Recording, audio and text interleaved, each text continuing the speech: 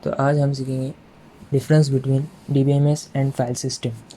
तो पहला डिफरेंस है data redundancy is not present in DBMS and data redundancy is present in file system. Second वाला है data inconsistency is not present in DBMS and data inconsistency is present in file system. Third वाला है normalisation is present in DBMS और normalisation is not present in file system. तो ये तीनों example को मैं एक ही साथ समझाऊंगा आपको। तो बेसिकली जो फर्स्ट वाला है उसमें डेटा रिडंडेंसी का मतलब ये होता है कि data redundancy occurs when the same piece of data exist in multiple places. मतलब ये होता है कि अगर सेम डेटा है, जैसा किसी का नेम है, स्टूडेंट नेम है, अगर वो मतलब मल्टीपल टाइम रिपीट हो रहा है, जैसे किसी का नाम साहिल है तो वो साहिल साहिल साहिल ऐसा आ रहा है, तो ये हो गया डुप्लीकेशन ऑफ डेटा। तो जो डुप्लीकेट डेटा होता है उसको रिडंडेंट डेटा बोलते हैं। और बेसिकली जो इनकन्सिस्टेंसी होती है वो डेटा रिडंडेंसी की वजह से ही ऑकर होती है। जो डुप्लीकेट डेटा होता है उसको नॉर्मलाइजेशन के ज़रिए हम रिमूव कर सकते हैं। यहाँ पर मैंने एक एग्जांपल लिया है, ये है डेटा रिडंडेंसी और इनकन्सिस्टेंसी का एग्जांपल। मैं आपको इसी से समझाने वाला हूँ। इसमें 3 कॉलम है, स्टूडेंट आईडी और स्टूडेंट नेम और टीचर नेम।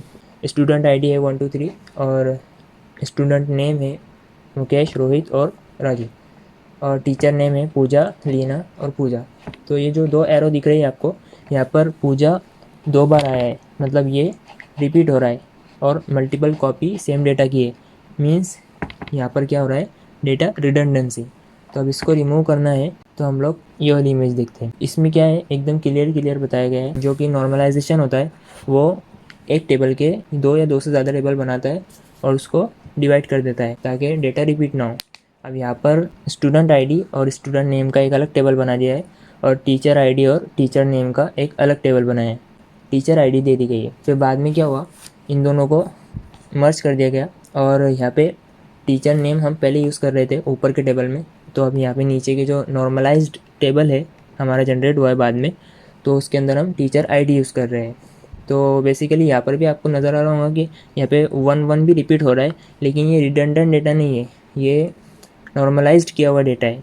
तो ये बेनिफिट जो है सिर्फ DBMS के अंदर प्रेजेंट है और फाइल सिस्टम में नहीं है। नेक्स्ट पॉइंट है फोर्थ वाला, स्टैंडर्डाइज डेटा। स्टैंडर्डाइज डेटा मतलब क्या होता है, एक वेल मैनर्ड डेटा जो है एक फॉर्मेट में, ताकि उसको ईजिली यूज़ किया जा सके और ईजिली एक्सेस किया जा सके। फिफ्थ पॉइंट है सिक्योर डेटा।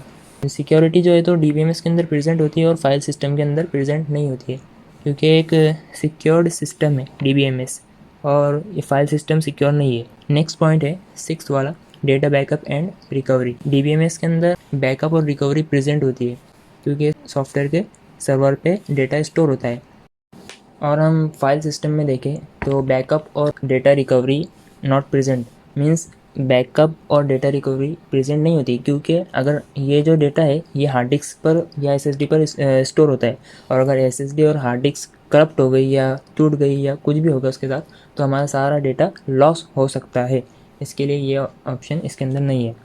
नेक्स्ट पॉइंट है seventh point, handling is complex. जो डेटा हैंडलिंग होती है वो DBMS के अंदर थोड़ी कॉम्प्लेक्स हो जाती है, क्योंकि इतने सारे फीचर्स होते हैं और उसको हैंडल करना पड़ता है।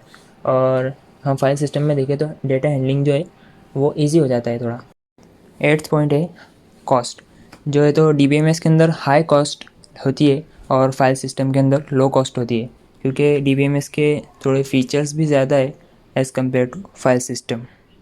और नाइन्थ पॉइंट देखते हैं हम, जो DBMS के अंदर नाइन्थ पॉइंट है शेयरेबल डेटा। DBMS में डेटा शेयरिंग बहुत इजी होता है, means at a time multiple peoples data को एक्सेस कर सकते हैं। जो फाइल सिस्टम होता है ये अनशेयरेबल डेटा होता है, और अगर शेयरेबल बनाया भी जाए तो ये बहुत कॉम्प्लेक्स हो जाता है, इसके लिए इसको कोई शेयर नहीं करता। और लास्ट पॉइंट है टेंथ वाला, इसके एग्जाम्पल लिए हुए DBMS के अंदर आते हैं, एक MySQL है और एक SQL सर्वर है। ये सारे DBMS के सॉफ्टवेयर है, हमें सॉफ्टवेयर इंस्टॉल करना पड़ता है और फिर इसको यूज़ करना पड़ता है। और फाइल सिस्टम के अंदर आता है एग्जाम्पल्स, C++ का यूज़ कर सकते हैं, कोबल का यूज़ कर सकते हैं।